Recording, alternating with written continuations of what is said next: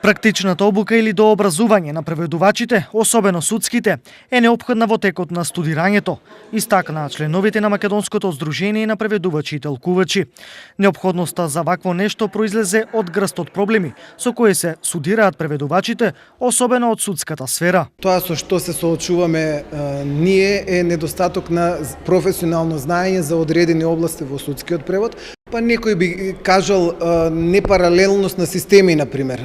Колегите многу малку ги познаваат тие системи, а треба да најдат соодветно решение.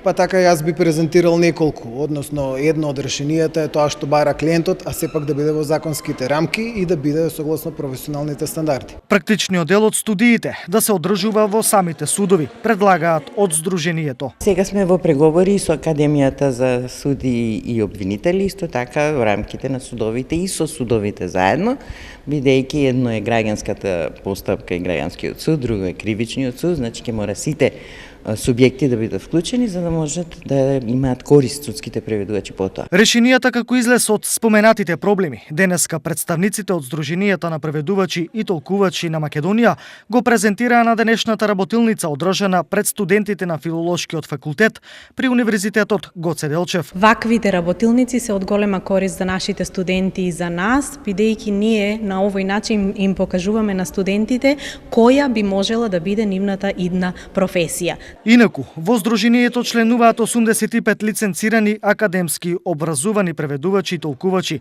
Над 80% од нив се судски преведувачи.